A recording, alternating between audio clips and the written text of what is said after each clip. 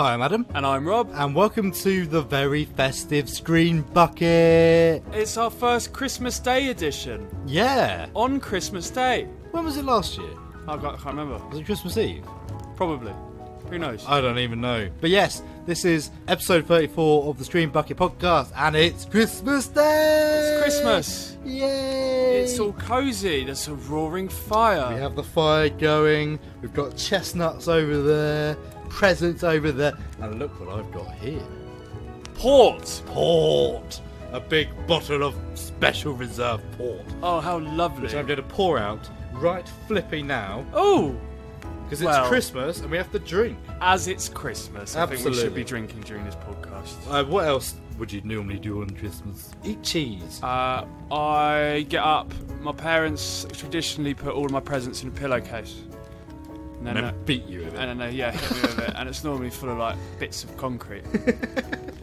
After that, wait for relatives to come around, eat the Christmas food, and then have a little argument, and then watch some TV.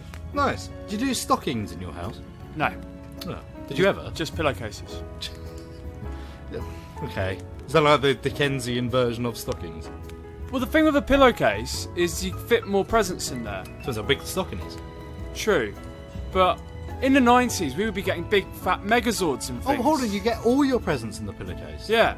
All of the presents go in the pillowcase. Yeah. Okay. It's fun. And the pillowcase is under the tree? No, in bedroom at the foot of the bed. Oh. You're weird. And there's Satsumas in there. Okay, alright. That's alright, isn't it? Yeah. So, the Tyler household, right, we have stockings at the end of the bed, which is full of Satsumas, nuts, little toy soldiers with little parachutes you throw down the stairs. Oh, that's brilliant. Little paper, foam plane things, like loads of tats, basically, chocolate, coins, whatever. That's in the stocking. Yeah. So we do that. So traditionally we'd all jump onto my parents' bed and open all the stockings at once. Obviously it doesn't happen anymore. But we'd still get together, do the stockings. And then we go downstairs. Yeah. Where all the presents are waiting under the tree. Oh, that's lovely. So the real stuff is, you traditionally opened it by the tree. Yes, you open all the tat. Yeah. All the sort of silly things, you just, whatever, tradition. Chocolates, whatever, chocolate coins. And then you'd have the big boxes. It's left by Santa. Do you go for a walk on Christmas Day? Do you go on a countryside walk? Yes. Or a walk into town, as you might have done when you used to live in Hitchin? No, I think even when I lived in Hitchin when I was younger, I think we probably just walked around the park, took the dog out, or whatever. So that's a traditional, more or less, if you go between the lines. If we're just going to pour the... Hopefully you'll be able to hear something.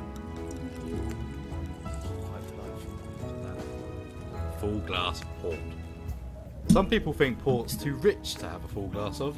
I think they're just weak. Oh, Jesus. Been out twice this weekend. My liver is actually in pain. It's Christmas. It is Christmas. Yay!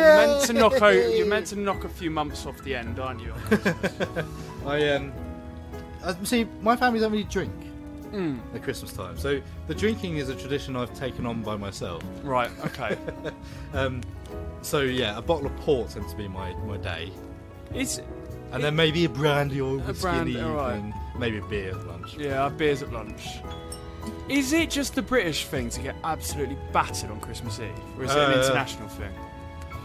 Well... I feel like it's been in a film, someone else did it as well. Maybe in America they get twatted on Christmas Eve. Well, they have eggnog at Thanksgiving. Yeah. I think, traditionally, we only really had Christmas Day off. That's probably why it's a big drinking day. That's true. Yeah.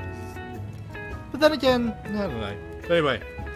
Screw it. Cheers, mate. Thank you very much. Cheers to Christmas. Oh. Ooh, yes. Oh, I love port. That's quite tasty. Your face says different. Yeah, it's because it's more alcohol. Oh. It's very nice. And it rips the enamel off of your teeth, port, doesn't it? It rips everything off. It rips your clothes off if you drink enough of it. Ooh, hey! We'll see at the end of the show, shall we? So, yes, what have we got coming up? Well, 2 films were released this month, and we need to talk about both of them. One of which is Star Wars, which we'll get into. The other one is Cats. Meow. And I'm overjoyed. I'm overjoyed with how it's gone down. Yes. Like a nasty little gleeful... Well, yes, regular listeners to the show will know that Rob has been increasingly disturbed by what's happening with cats. Yeah. Me too, but Rob particularly. You've actually been hunting down information about it. Yeah, I just don't get on with it, and now I'm morbidly curious about it, and I think you and me are probably going to see it. Yeah, we haven't yet. We haven't yet. I was going to review it, but I think this show, because Star Wars is a topic of discussion, I think a review wouldn't do it justice. So instead, this show I'm going to be doing my top 5 and bottom 5 of the year, 2019. And we're going to actually sit down and have a proper little chat about cats and Star Wars. There will be. Are we doing a spoiler warning for Star Wars? Are we going to talk spoilers? We don't have to.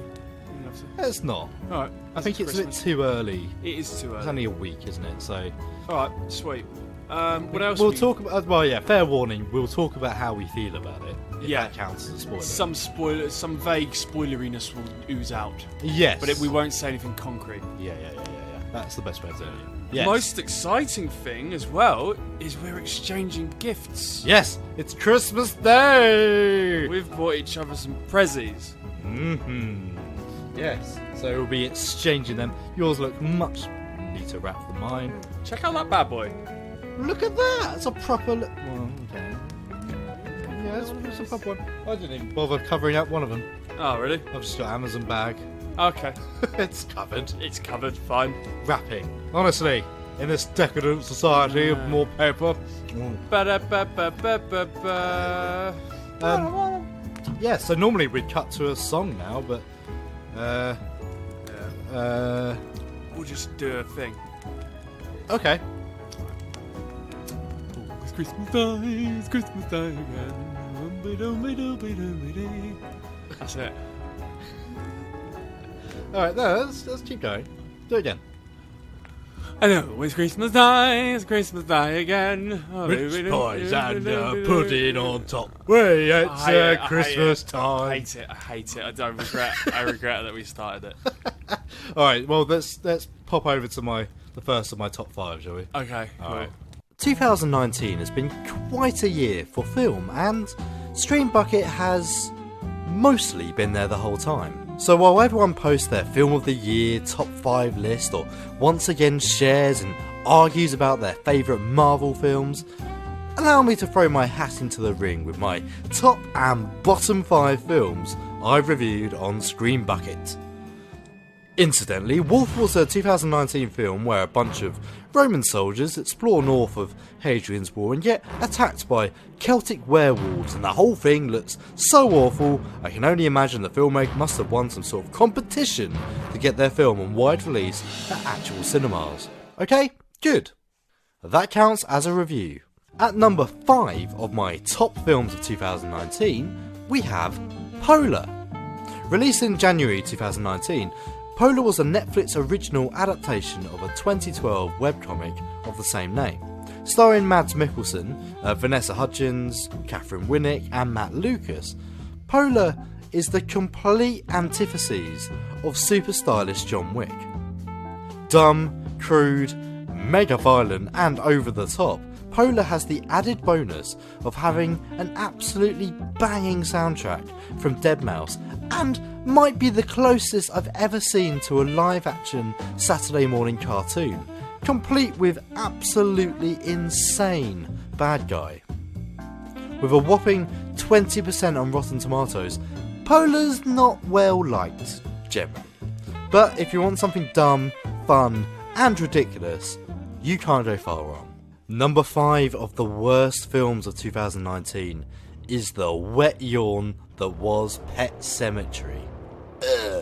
Pet Sematary isn't bad because it's a remake. 2019 had some great remakes. Pet Sematary is bad because it's a complete waste of time. Boring, dull and a complete rehash of a story that wasn't really that worth telling the first time around. Pet Sematary has the one saving grace of John Lithgow, but not even that is enough to spare this rod of judgment. Merry Christmas from Screen Bucket. Beep boop. Robert, Yes. you are a fan of the Yule. I love the Yule. The Yule time festive fun. I do. Have you felt festive this year? It is Christmas Day, for the sake of joy and goodwill to all men and women across the world, and everything in between. I feel festive at the moment. Yeah, I wish good. everyone would feel festive, but this year, for the first time, it's really come in late. Normally around like the 5th or the 6th of December, I force feed myself films and music and stuff, and then it works, and I'm on it, and I'm festive. This year, there's been a cloud which has been blocking the Christmasness coming through. I wonder if that's because you live with me and Josh. Maybe. Maybe you've done it. Yeah, because in my parents' house, Yeah. Mum would be running around going, "Oh, it's Christmas! It's getting Christmassy now," and I guess you accept that, and it brainwashes you. Well, there's a weird thing about that, because I think for many years of your life, everyone's life, the parents do it for the kids. Right. Oh, it's Christmas. We have to celebrate for little Sandra. Yeah.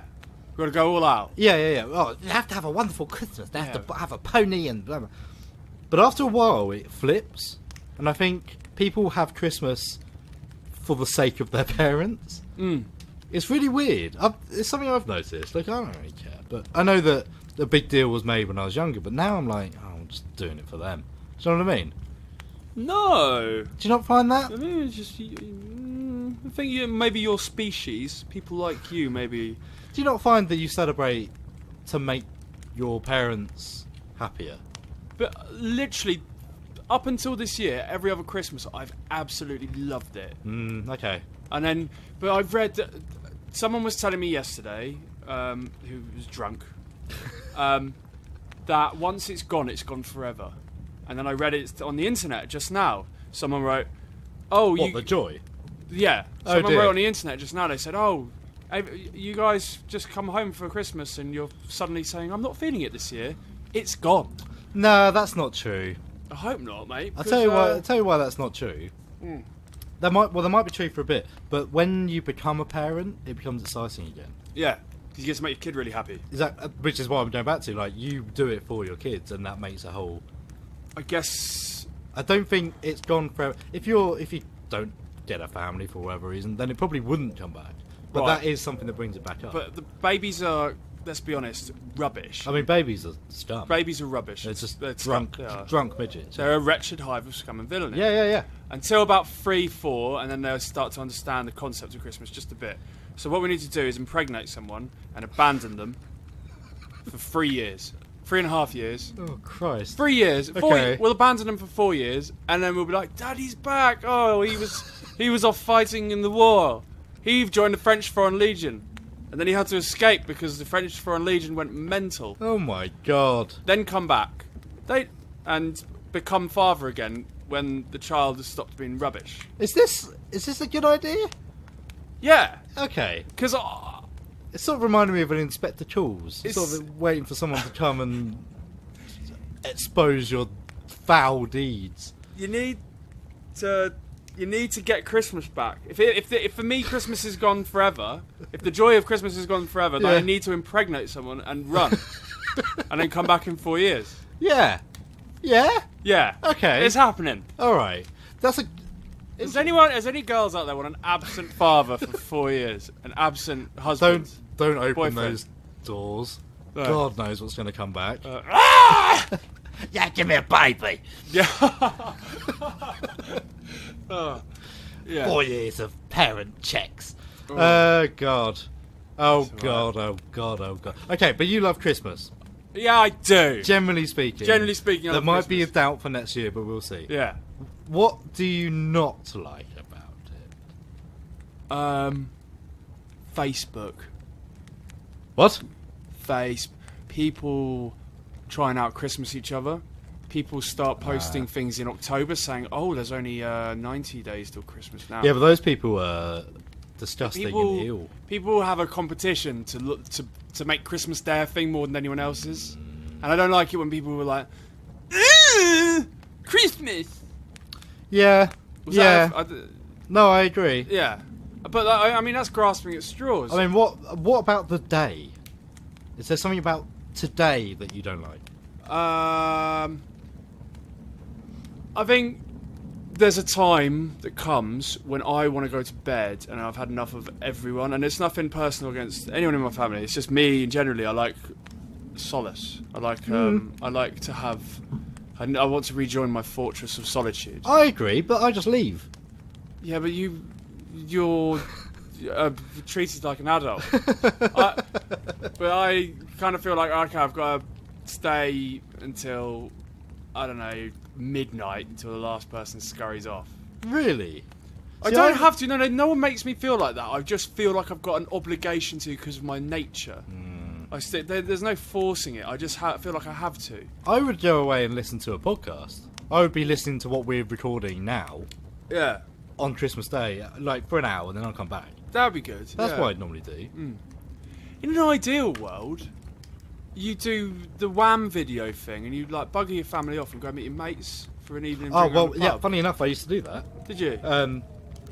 For years as teenagers, there'd be a point I need to get out of this house. Be after dinner, and I'd go and knock on people's houses. I'd go get Josh, for example, right? And we'd go for a little walk. Lovely. Oh yeah. We do that. Yeah, I did that with Jed actually. Yeah, I had a stroll with my friend Jerry. Yeah, it's nice. A little Christmas stroll with him. It's good to see people. And I went to the Moorhens, to my old place of work, and met my old staff people and had a beer with them one year, which was nice. Yeah. So that needs to be more in Christmas. It doesn't just have to be about family. Well, this is absolutely. I agree. I think that's probably coming to a natural conclusion. But Yeah. I'll end by saying what I hate by Christmas: turkey. At number 4 of my top films of 2019, please make way for Wild Rose. Surprisingly not based on a true story, Wild Rose introduced us to an aspiring country singer, single mother and former jailbird Rosalind Harlan. Returning to her Glasgow home from prison for attempted drug smuggling, Rosalind is forced to confront life and motherhood, while still trying to hold on to her dreams. Where Wild Rose succeeds, where other rags to riches tales don't, is that it's absolutely overflowing with heart, fun, and an incredible soundtrack, with Jessie Buckley's lead performance and genuine musical talent absolutely stealing the show. Shuffling in at number 4 of the worst films of 2019 is the completely incomprehensibly boring Dead Don't Die. Listed as a horror comedy and with an all-star cast, Jim Jarmusch's Dead Don't Die could have been an excellent unravelling of classic zombie films, except it wasn't. It was boring, groan-worthy and cringe-worthily meta. Bizarre twists and turns that mean absolutely nothing complement a deadpan attitude that was more frustrating than smart. Dead Don't Die, Dead Don't Watch. Merry Christmas from Bill Nye, and I hope you listen to my single, even though it's a complete pile of bollocks. Would you like a present? Yeah, go on then, mate. I'd love Yeah. present. I would love present. I'm gonna with my strategies. I'm gonna start with the least good one with you, and then I'm gonna finish on the best one. Alright. Yeah, I'll do the same. Okay. This is the worst wrapped one as well.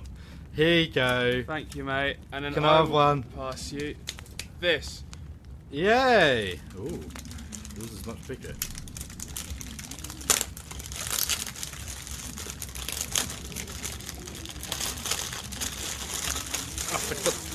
Oh! I can't remember if you like them or not. Okay, Rob's bought me a bag of flying saucers and some Taste of Different Sainsbury's Chunky Belgian chocolate shortbread. And I love them both! Yay! This is the most thoughtful gift ever. You're already... Okay, it's 1-0 to you. 100%. What have I done to you? You've got me an adhesive key rack, so I'm never going to spend about an hour rummaging around my room for my keys again. Rob has a superpower of putting his keys down in the weirdest places in the flat. On top of the fridge? Yeah. In a drawer? Yeah. What? And so every day, either loses his keys or can't find them. Sometimes I put it in like my sock drawer, like, and it ends up it's just underneath socks. What? I don't know. Do you know what I do with my keys? What? I put them in my pocket. Well, that makes more sense. Yeah, and they just stay there. That makes significantly more sense. So I bought you an adhesive key rack, so you can put your keys on them, and you'll always know where they are. Thank you so much. An adhesive, I assume, is I can just stick it to my wall. Yeah, or yeah, the yeah. door. Or door, yeah. Oh! Not only that, I now have extra hooks for my jackettas. If it stays I up, don't know how it's- strong it is. That's true. But meanwhile, I've got flying saucers, which I bloody love. Wonderful. And shortbread. I'm going to have a flying saucer right now. So I used to... A couple of us used to do. We'd get multiple flying saucers, very carefully peel them apart, and put... What's one of bananas? And then we'd put all the sherbet in one, and then seal it back up, and have a super saucer. Oh. Come on. I'll be honest with you, mate. I think they're rubbish. How dare you? But I remember you loving them in the past at some point. But I think they're like polystyrene, and then there's sawdust in them. Do you know what they're like? sugary They're like the sawdust. wafers you get in church. Yeah, they are. With They're- a superpower in with the sugary middle. twist. Yeah. Nah. Yeah, I'll have another one. I'll have one more. Give me one more. Yeah. Ah, go. Cool. Nice. Right. Oh, it's tart. Ooh. Ooh. Number 3 of my top film list, we have Ready or Not. Starring my personal favourite Margot Robbie clone, Samara Weaving, Ready or Not delivers a black comedy horror that just keeps on delivering. Laugh out loud funny, gory as all hell, and pumped full of fun character moments. Ready or Not scratches my Evil Dead itch, and yet remains completely unique. Bonus points go to the costume designer, who not only made a great looking set of costumes, but also managed to make possibly the best cosplay outfit for future Halloween goers. Number 3 of my 2019 worsties is the incredibly disappointing Men in Black International. Starring Chris Hemsworth and Tessa Thompson, Men in Black International is a spin-off from the original Men in Black series and 4th overall Men in Black film, and it's terrible. If boring, bland characters doing things for no reason in a confusing yet kind of predictable series of adventures isn't enough for you to hate it, Men in Black International suffers from an even greater problem. Pawnee, the worst CGI character since Jar Jar Binks. AIP Home Video. An innocent romp in the woods turns into a hellish nightmare when an evil force is accidentally awakened.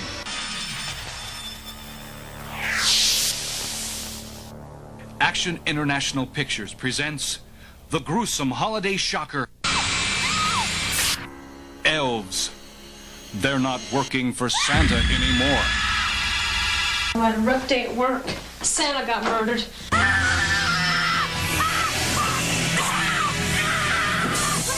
Their mission to mate with a virgin and conquer the world as a pint-sized master race. I'm saving it for someone special. Dan Haggerty stars as Mike McGavin, an ex-detective working on hard times. First you're Santa, then you die. She is the most important person on Earth. From her will grow the new order.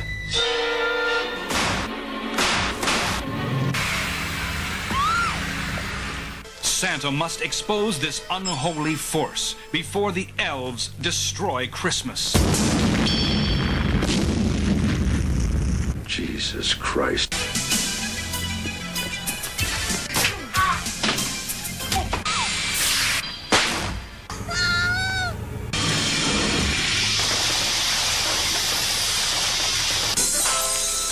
Elves. They're not working for Santa anymore. Fighting the Frizzies at 11. So, Star Wars. Star Wars. We both saw it on Saturday, gone. Yep. Now, I went into this film and not expecting very much at all. So did I. I read, and I made the mistake of reading some reviews and people grumbling online, and I thought it was going to suck. And Yeah, me too. I came out of it the most satisfied out of all three. I agree. And I really wasn't expecting that. As a rule, I don't like J.J. Abrams. No. And I thought Force Awakens was rubbish. Force Awakens was like a rehash of New Hope. It was too nostalgic, too goofy, weird, like, I don't know. It was just flexing the Star Wars muscle. That's all it was But it doing. did it really badly. It was like a fan film. And some of the characters did weird, like Finn, who's played by John Boyega, who's a British guy. At one point he starts talking like he's a black character in a Michael Bay film. And I'm thinking, what is going on? And it just drove me mad. And I was kind of expecting to see the same thing again, because obviously the backstory is Last Jedi happened with a different director. Fans hated it. Well, a lot of people hated it, apparently. So they went back to J.J. Abrams. And I was like, oh god, we're going to see more of the same. But no, completely different. It felt more mature. Like, even the actors, the way they acted, felt more grown up. Yes, 100%. There was definitely a feeling of, okay, the first two have left us with a bit of a puzzle, a bit of a tangle which we need to untie, and like much of the first sort of segment of the film was we need to scramble together a plot. Yeah. Having said that, I think they did more or less the best they possibly could have done. I mean, it is hard when obviously all of it was unplanned. There wasn't really anything set in terms of the third one. Well, this is the problem. So the new trilogy, they went in without a plan. So they set all this stuff up in the first one, and it was all a bit cliche and a bit naff, I thought anyway. The second one then undid it all and unravelled it all and said, nah, forget about that, nah, don't worry about that, whatever. So the third one then left with a clean slate, but also has to end the trilogy. Bit tricky. And then, so yes, then the opening, it kind of adds a whole new thing in the title crawl. It says, this thing happened. Oh, the title crawl was weird. The title crawl was rubbish, and also really short, I thought. Yeah. We can't really say what it is, yeah, that's the trouble. But they introduce a whole new thing that's never mentioned again, and this forces the first act to happen. Yeah. Which just was rubbish, I thought. I'm assuming we know, the world knows about Palpatine. Well, okay, yes, we know that Palpatine's laugh was in a trailer. Yeah. So the film does not take any time in, letting you know all about that. It's straight in there. It's almost like the Rise of the Skywalkers, whatever it's called, Rise of Skywalker. It goes in and says, that thing you've been thinking about, here you go. Here's the answer. Yeah. And you're, oh, okay. There's no gravitas, there's no build-up, there's no tension. We kind of get given everything straight off the bat. Yeah. Which I don't like. Do you know what I have very much come to appreciate, and I've only really realised it with this one, is Kylo Ren is actually a very, very good character. Well, do you know what? He is, and I think I thought that in the last one. I think while Rise of Skywalker does undermine and undo some of The Last Jedi, yeah, it keeps one thing in that I absolutely loved, and that was the way that Kylo Ren is connected to Rey. Yes. And they have these moments where they're talking to each other. Yeah. Really, really love that. Last Jedi did it really well. Where they just sort of catch a glimpse of each other and go like, huh? Yeah. What are you doing here? This one they do that. They do it again, but more deliberately. And they've got this amazing little thing where they can sort of reach into each other's world, space, take stuff out. That's awesome. Absolutely fantastic. And I think he's a bit unique in terms of how they deal with his conflict, because obviously we had, if you go back to the prequels, they had Anakin's conflict, especially in the second two movies. With Kylo Ren's conflict, there's something a lot more angsty and brooding and weaker. There's something weaker about him. Like, there's a side of him that's a lot more human than how it was portrayed in episode 2 and 3. They did a really good job of him, I think. I think Force Awakens, he's a bit of a broody git, and he's a bit of an emo Sith, which I didn't like. But what happened with Last Jedi is we start to see that he's doubting himself. He's doubting himself. He's buckling under the pressure of Kylo Ren. And also he has this ambition to work together with. He's curious about Rey all the time. Yeah, exactly. Yeah. And it's not overtly a love interest thing, although it's kind of there. The subtext is there. But then this one it sort of develops more, and he's it's kind of they both want to work with each other, but not in the current form. Yeah. So they're trying to sort of find each other by finding themselves. Their dynamic's really interesting. It's fascinating. I'd argue it's probably the best thing about films, really. It's certainly the best thing in the new trilogy. Yeah, I'll tell you what isn't the best thing in the new trilogy. Finn. All the other characters. Everyone else. Poe drives me mad. Poe's, whoever's writing Poe's one-liners needs to, I don't know. Die. Yes. I mean, it wasn't so bad. Kill him. Do it. One of the big complaints about Last Jedi was that his one-liners really undermine the Yo Mama joke. Yeah. Right at the top of the film. It's not as bad as that in Rise of Skywalker. But it's still slightly jarring in some parts. Yeah, and also he gets given command at one point, but he was like an underling in the second film. That was what the whole dramatic twist is in the Last Jedi, is that he's not in charge. Did he prove himself though? Finn for me was the most disappointing. Finn became nothing more than an extra arm, really, for Rey. It looked like it helps her occasionally. Or Poe. Like, he was always helping someone else. Yeah, and when in the first, alright, this is what you remember from the first trailer more than anything for The Force Awakens. That there's a pan across the desert, and then Finn pops up. Yep. And he's a stormtrooper. He's all in his stormtrooper outfit, except for his head. He's looking around, and you're thinking, what is this guy's story? What is it all about? Yeah. And then it's even more compelling when you realise he's not a Jedi and he doesn't have the Force. Because you're thinking, in all the other films, it's very intrinsically, the Jedis are important. Finn isn't a Jedi. What's he got to do? As a non-Jedi, you can kind of relate to it almost. And then to find out, as the trilogy goes on, that he just helps out a bit. Yeah, really weak character. I thought they'd go a bit further into it. This isn't really a spoiler, but they meet another group of characters. Well, they meet one of them anyway, who is also a former stormtrooper. Right, oh yeah, of course. And I thought they were going to do something with that, and they did a bit, but not really. It was inconsequential. Yeah.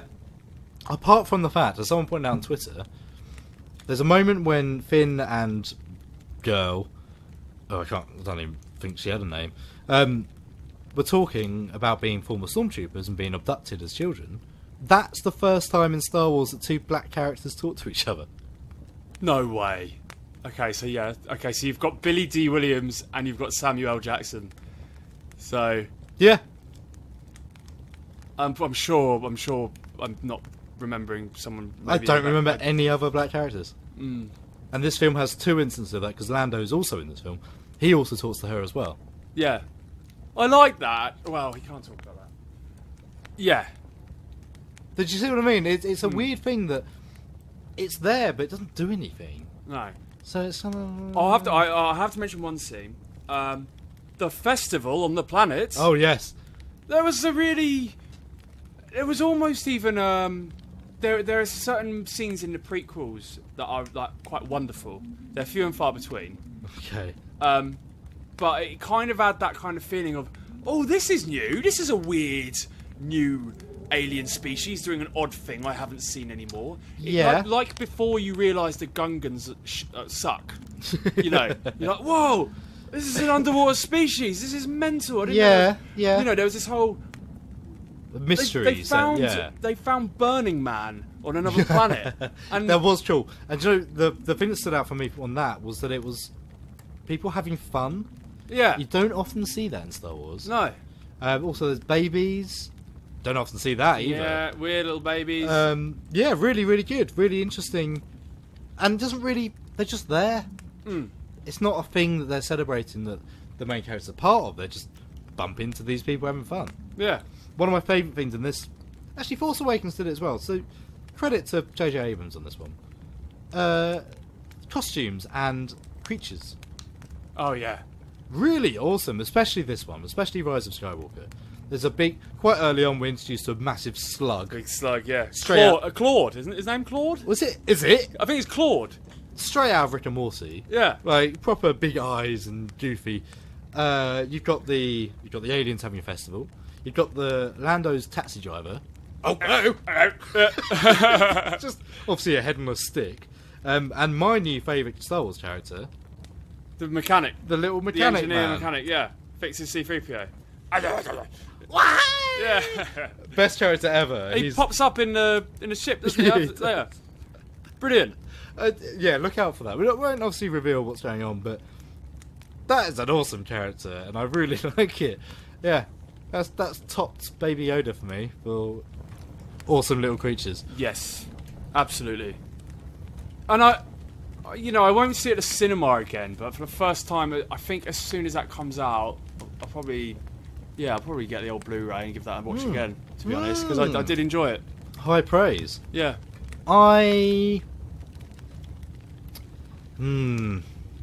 There's moments in it that I really liked. I don't think I'm that... It hasn't resurrected Star Wars for me. Because I'm kind of done with it, I think. I think if they try and bring out a new trilogy now, I'm not interested. No. Even if they go back to the old Republic, yeah. Nah, not for me, I think. I think I'm done with Star Wars, which is really sad. I would say that some of the visuals in this film are awesome. And do hint maybe if they do the Old Republic, they could do something interesting. They've got the Sith Temple and, these big, massive scale statues and things, which is quite interesting, I thought. Is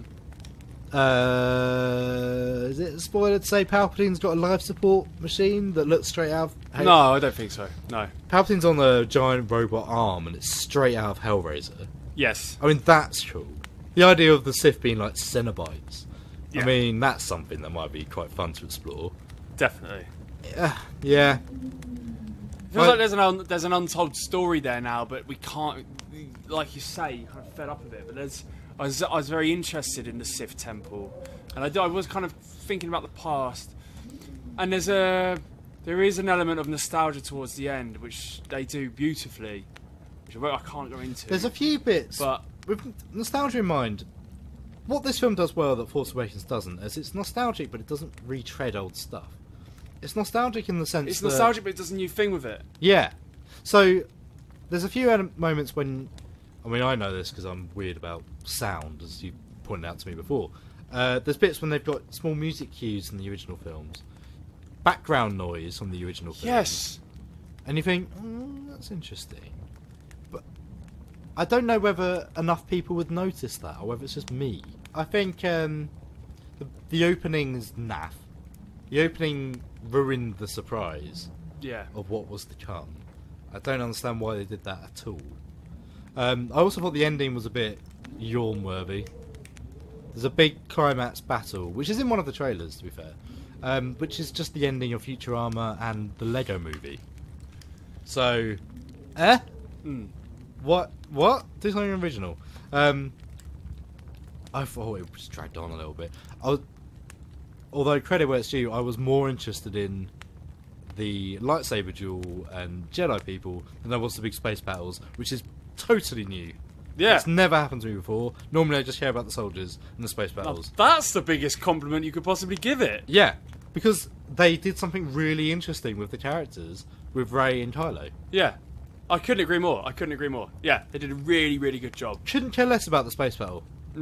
Completely different. That's opposite even of Return of a Jedi. I 100% agree. Yeah. I was exactly the same. So, yeah. Every time I went back to that, I was like, oh, God, yeah, what are you doing? You're riding a cow up a spaceship. Yeah.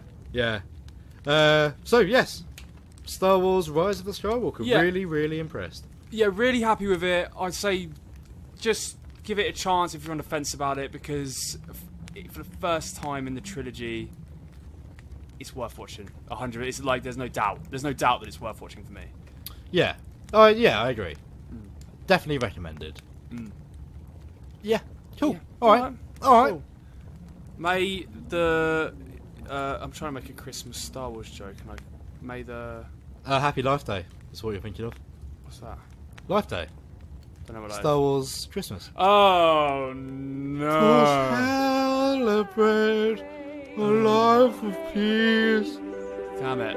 I just need to make sure that my cocaine nail is up to scratch. A day of joy we all can share, together joyously.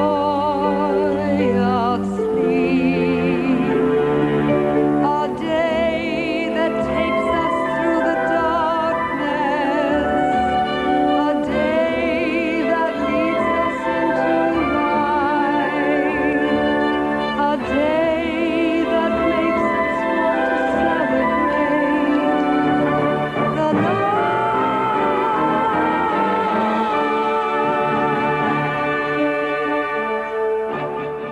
With the release of Respawn Entertainment's latest title hitting shop shelves and broadband cables recently, some game about some wizards in space, you know the one, it's got that Joker chap out of Gotham in it.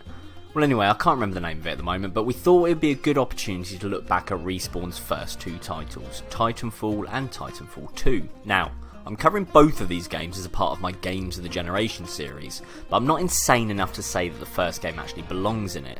I'm only mentioning it because of the second game. It was arguably an incomplete game that was begging for more. It was only released on the Xbox, which, although that was fine by me, it must have been difficult for old Vince Zampella to watch this brainchild of his wilt away on a console that had a frankly dwindling player base from the off. But here's the thing, people had still bought Xbox Ones. People still wanted to play games on their Xbox Ones. And with that terrible initial lineup of games for Microsoft's follow-up to the Xbox 360, Titanfall had very little competition. And so it developed a small following. That's not to say it was a bad game in a bad group, it was a good game, as in the gameplay was superb. I myself must have put a good 30 hours plus into it, which is a lot for me for a multiplayer game. And that was all thanks to that flipping brilliant gameplay. All round too, the game modes were fun and challenging, the gunplay was probably some of the best that I'd known at the time, and the teamwork was natural and effective without feeling forced. But it just felt like there should have been more.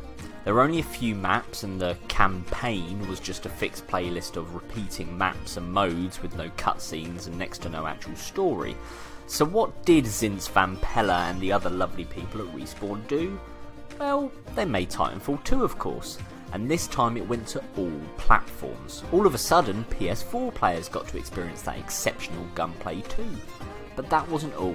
Oh no, they listened to their critics. They kept what was good about the first game and then built on it. The main thing missing from the game was of course the campaign. And so what did they do? Well, they had a campaign of course. And this time it was a proper one. If you haven't had the chance to pick Titanfall 2 up, then I'm not going to ruin the campaign for you, don't worry.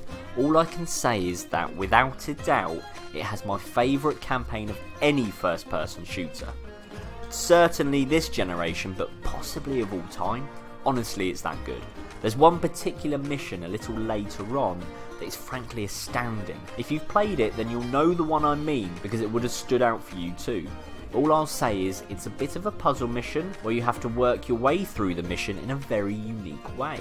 The characters in it, both human and machine, are superb to the point of lovable. They are well rounded and entertaining. By the end I genuinely care about them and find myself fighting to keep them all alive. Frankly, if I was to be so crude as to assign a rating to this game, I'd probably say, sod off, game ratings mean nothing, but then I'd begrudgingly grumble a 10 out of 10 when I'm sure nobody is listening.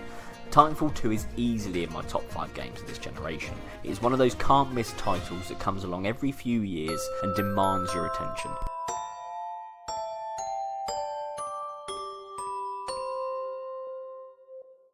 Adam, it's time for round 2 of Christmas present swapping. Yay! Alright. What are we doing? We're doing medium? Are we still going in order? We're doing order, yeah. This is the medium. This is the silver medal of the Christmas presents. Alright, this is the one I can be asked to wrap up. So, here's an Amazon bag. Wow, that feels... I'm going to guess that's a shirt? This is... Yep. I've bought you a disgusting Christmas jumper. Yes! What is this? Alright, Rob bought me. Is that the price on as well? Rob's bought me Pay the Ghost, a Nicolas Cage film. Have you seen it? No. Good. I found it in Poundland today.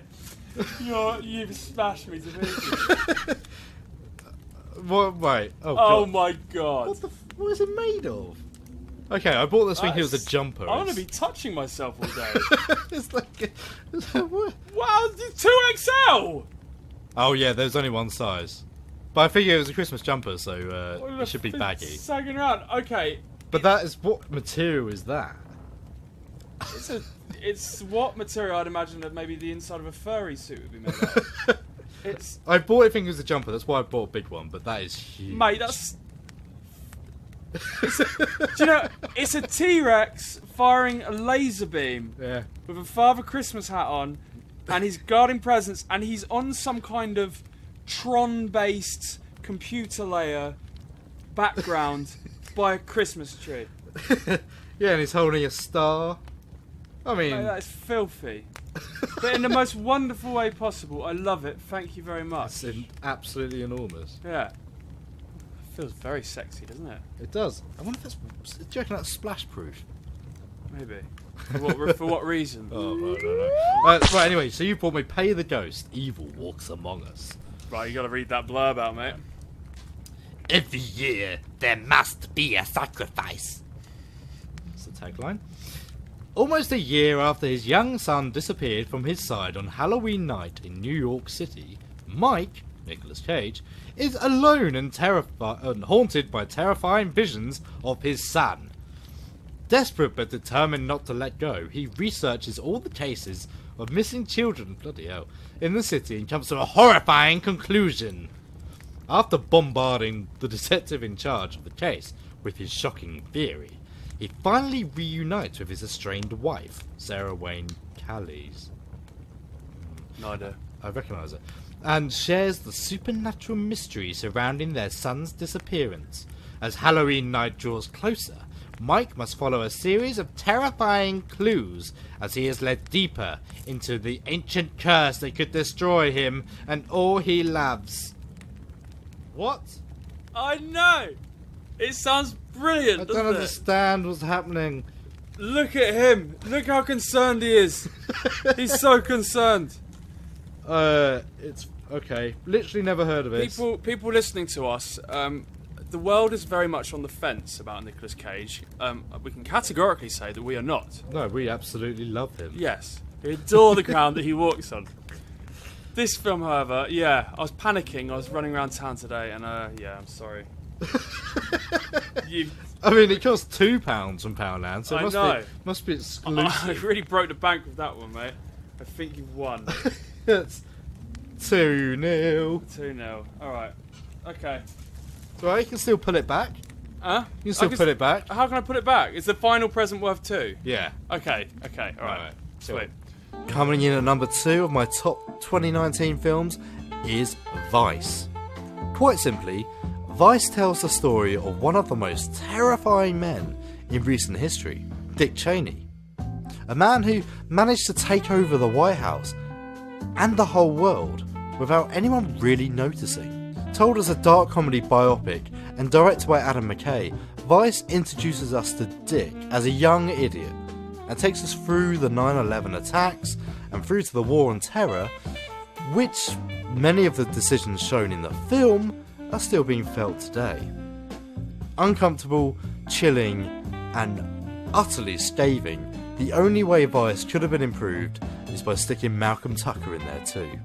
Number 2 in Adam's worst films of the year is the god-awful Black Christmas. A remake in name only, Black Christmas grinds its heel into the face of the beloved and genre-forming 1974 original, with a mess of hot topic political buzzwords that seemingly fell straight off of Tumblr. It isn't even the message that's the problem with Black Christmas, it's the unforgivably bad attempt of hammering the message home that drove me genuinely and audibly place my head in my hands and groan. This is the first film since 2007's epic movie that made me want to walk out of the cinema. Hello there. Santa, do you like this devil? Huh? Devil? Now, let's see. Don't think anybody ordered this. Well now, how does it work? What is the sense of it? Like this, Santa. You must light it. Let's have it.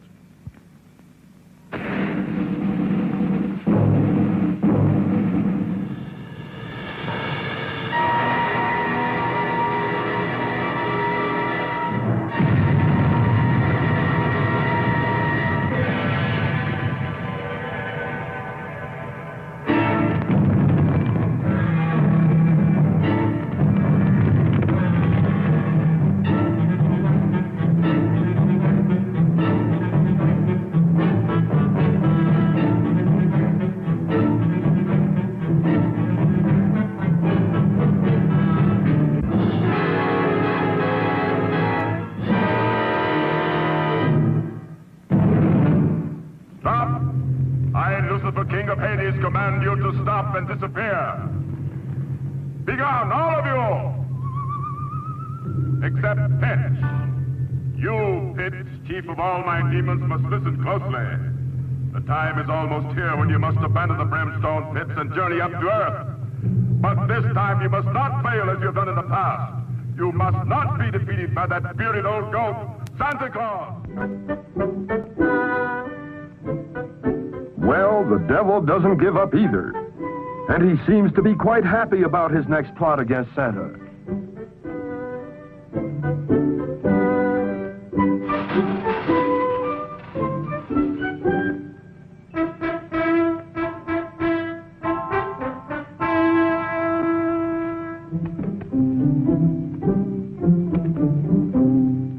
Okay, cats. Cats.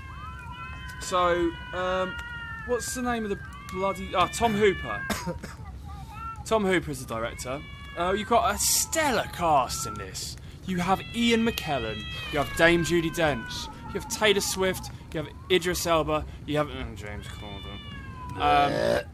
Yeah, but regardless, you've got A-lister after A-lister after A-lister, and more besides. But regarding that, when I see a cast full of A-listers, I get suspicious. My red flag goes up. Yeah, like, whoa. Why have they spent all the money on the cast? Knives Out had the similar feeling. Yeah. Like, is this just a really bad script that they're hoping to... juice up with the big guns? All-star cast. I guess the only exception to that rule is Tarantino, but he gets them in because people know Even him. then, though, he gets like people who get it. Yeah. Like, he gets the same people in most of the time because he does. They're probably fans-ish. Yeah. Like Brad Pitt, for example. Yeah, he gets Brad Pitt now. He's had Samuel Jackson since the 90s. Yeah, Christopher Waltz is now a regular. Who I can't really think of any other ensemble team. The Oceans movies. Did you watch the last Oceans? No. This almost went on to my worst list of this year. Did it? The new Oceans 11. Boy. Oh, the ladies one. Oh, what a stinker. Wow. I don't know whether it's... It might just be because it's the same bloody thing. But anyway, yes. So, this film, Cats, universally hated? It is, but I'm going to go out now and quote me as saying this in 10 years' time. This film is going to become a cult film. This is going to become a cult movie. I guarantee it. But who? Because... It's weird, it's disturbing, and it sucks. And sometimes that is lightning in a bottle in terms of like making a film memorable. And people go watch it, and it's a musical. Yeah, but the musical... Go watch the musical. People can go and sing along to it and be like, well, this is terrible. Oh, my eyes are being raped. But then, like Les Miserables got turned into a film, which fans of the musical didn't like so much because some of the performances were a bit rubbish. Certain Australian. Yeah, exactly. And they still hate this. It's kind of forgotten now. There was a big deal about Les Miserables, but now no one cares. No one cares. Because it was rubbish. Right. Cats has an 18% on Rotten Tomatoes. Not that I really care about that, generally, but... That's very low. That's very low for a massive A-lister film. Yeah, that's hideously low. Alright, well, we've been having a little read, and we've come across some reviews. Yeah. So, in lieu of us actually having watched it, we're just going to read reviews. Like the dirty scum we are. Alright. Shall I kick us off? Yeah, go for it. There is a thin line between idiocy and genius, and Cats pukes a hairball on it and rubs its arse all over it. Oh, wow. Slash film. Okay. Artistically, it's a hairball. There's no story to speak of.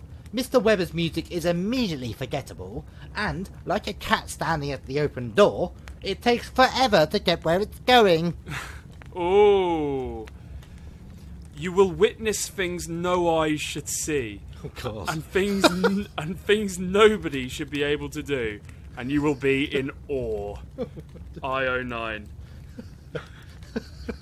Here's a nice review from Hannah Woodhead from Little White Lies. I felt the light inside me slowly fading. Oh, I like Hannah Woodhead. Too long to make an enjoyable acid trip. Seen it. Oh god. Okay. To assess cats as good or bad feels like the entirely wrong axis on which to see it. It is, with all affection, a monstrosity. Vulture.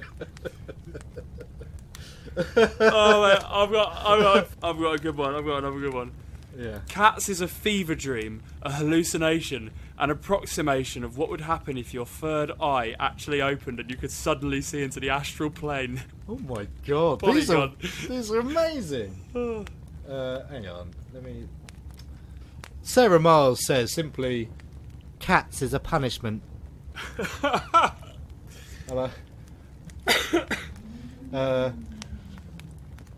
Visually repulsive and not far behind on a sonic level. Oh no. Glad to report that Cats is everything you'd hope for and more. A mesmerisingly ugly fiasco that makes you feel like your brain is being eaten by a parasite. A viewing experience so stressful that it honestly brought on a migraine. Thank you, Robbie Collin. For the most part, Cats is both a horror and an endurance test. A dispatch from some neon-drenched netherworld where the ghastly is inextricable from the tedious. LA Times, wow. Cats. They're cats. They're furry and dance. They're cats. Cats! They're cats! Welcome to Cat's Hell! This is John Negroni. See that? Yeah, mate. It's gonna be a cult classic. It's gonna be a cult classic. I guarantee it. People in 10 years' time will be like, "Oh, wow, you know what? I'm gonna pop on. I want to get weird." Well, you know what? I'm looking at Rotten Tomatoes, and while most of them are the ones we're quoting, there are some positive ones. Dustin Putman from the Film File says, "The truth is, Cats is destined for cult status, misunderstood by the uninitiated, unaccepted by the it's cool to hate crowd, and cherished by a special brand of audience who sees the value in art that dares to be different." That is it, yeah. Cheers, mate. What's his name? Dustin Putman. Dustin Putman? Yes, I agree. I haven't seen it, but it just seems like it's got that aura for a film. It's weird. It's liked by a small crowd. That's only going to grow. Someone else said the same thing. It's one of those things that becomes a cult piece. I mean, the fact we're talking about it now, you're probably right. Yeah. Because we wouldn't bother if it was just a rubbish film. It's because it's so bizarre and so strange. Things have been rubbish in the past plenty of times, but they've never been bizarre or strange. They've just sucked. Well, what gets me is that...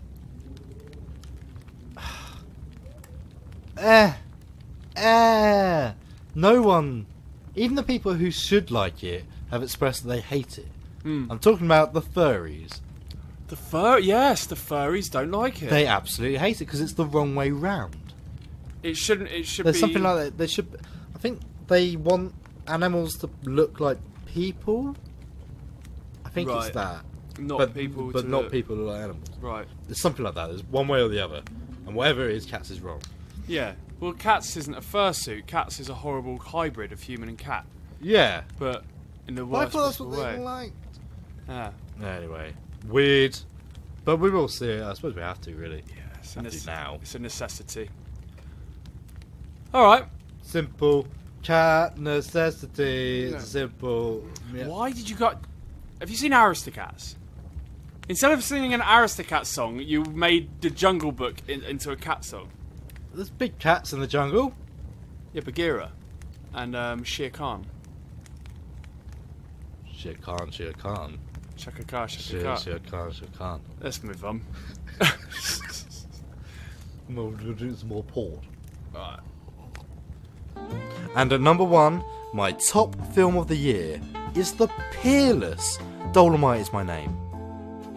Another Netflix original, Dolomite Is My Name tells the real-life story of Rudy Ray Moore, an aspiring comedian and musician in the heart of 70s Hollywood.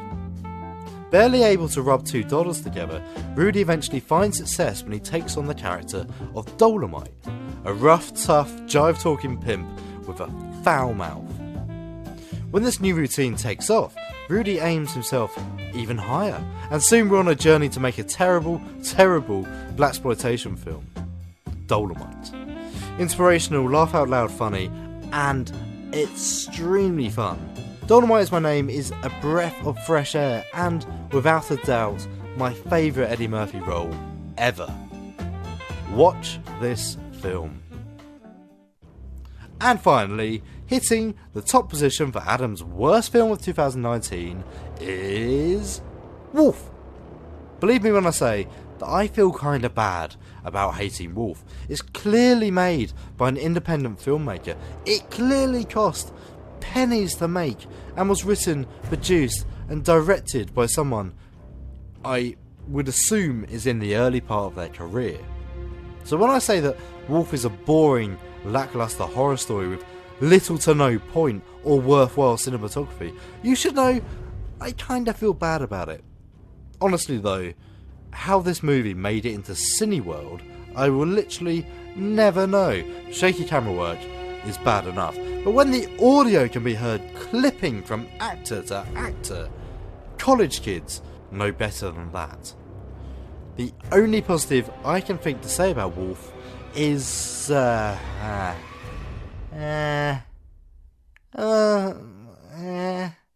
ended, I guess.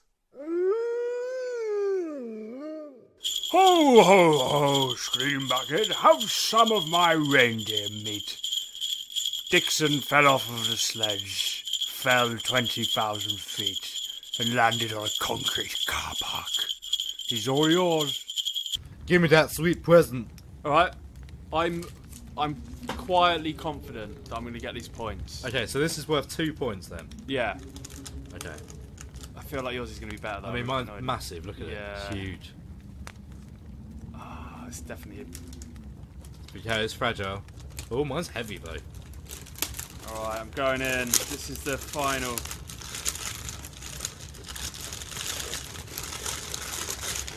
Oh. Oh! Mine's some sort of bottle. Get open! Jesus Christ. I genuinely can't open this one. My bad. Oh, okay. Bubble wrap! You got me another glass! Because the other one's smashed! Oi! Hey! Patron coffee liqueur! Oh, mate, well done. That's great. No problem. Yes! That's very thoughtful indeed. I smashed... I'm a Manchester United fan for my sins. Please don't stop listening because of that. Unless you support Liverpool, then please do. But that was a joke. We're all welcome here. Sorry. I'm not sorry. I broke my Man United cup the other week, and Adam's bought me a new one. Annoyingly, the one I ordered looks identical to the one you smashed. Really? This one's got words on it. Man United. But it's right. Yeah, good. Thank you. I did think about getting you a Man City one. Would have been smashed instantly. It would have literally gone out the window now. It would have already been out the window if you got me a Man City one. Well, there you go. That's amazing. Thank you so much. Well, thank you for your Patron Exo Cafe. No problem. Here is a coffee tequila that I always buy on nights out because it's absolutely delicious. Yeah. And it comes in a little cool glass. It's a very cool glass. You know, that is the kind of thing you shove a candle in while you're done drinking it, I think. Yeah? Yeah. Alright. Yeah. It makes people think you've got expensive tastes when they come around your body. Yes, true. Or you could put some sort of poison in it. Yes. Very good. Thank you so much. Thank you so much. That's wonderful. What a good haul. Who wins? That's the question. I think you win. Okay, I'll say that. I think you win. I think I gathered some points from that. Yes. I think ultimately you've definitely come out on top because your gifts were much more thoughtful and wonderful and useful and quite sensual and to quite touch. sensual to touch.